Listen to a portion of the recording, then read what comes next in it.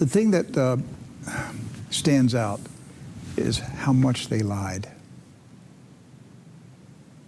Think about it, Doc. Let's go back to, say, 2016. And they lied to the public. Oh, we don't shadow ban anybody. We don't target conservatives. We don't target Christians. We're not doing that. They were lying every time they said it. They were lying. And they knew they were lying.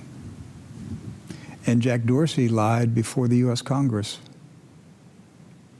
He went under oath and told members of the U.S. Congress Twitter did not shadow ban people and Twitter did not target conservatives. He lied under oath. He either lied or he's the dumbest CEO that has ever existed. Right. So bring him back in under oath and ask him which one it is. Did you not know what your company was doing, or did you lie under oath? Because eventually there's going to be an internal document that's going to come out that's going to identify the answer to that question. But they knew they were lying. The rest of them knew they were lying. Yes.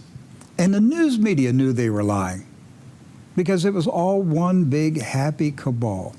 And they were controlling the election. Doc, this is more than political interference.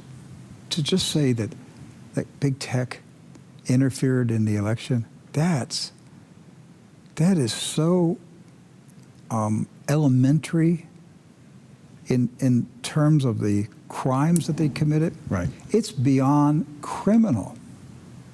What they did is treasonous. Let's call it that. It's treasonous. Yeah, let's call it that, because that's exactly what it is, isn't it? Yes. They sought to take down the President of the United States. Yes. And to disenfranchise tens of millions of Americans and to strip them of their constitutional right to speak their minds. And then to use bots, tens of millions of fake bots, to make the conservatives think that they were in the minority. It was all planned and organized. It was a classic communist propaganda operation. And they've been outed, they've been caught. And of course, the Washington Post and CBS News and CNN and NBC, Los Angeles Times, none of them are talking about it. You go to their websites, there's nothing there. Nothing. It's like it didn't happen. Of course, for them, they don't want to talk about it because they're involved in it. And there has to be an accountability. This is a cabal. And eventually, I believe that we will find the evidence that links them to Beijing. And that will be explosive. And at that point, they are enemies of the state. They are enemies of the people. At that point, Doc, when we find evidence that American media personnel and big tech personnel worked directly with Beijing, they have become enemies, domestic enemies. They are enemies of the Constitution, enemies of the people, and they have lost all protection at that point because they will then be identified as foreign agents, working for foreign agents.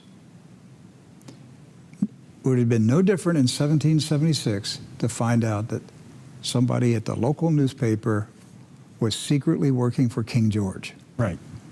The very same thing. That's right. And we all know what would have happened to him.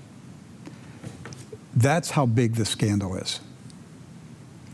And everything that we suspected is being verified. That there was a massive censorship and propaganda campaign going on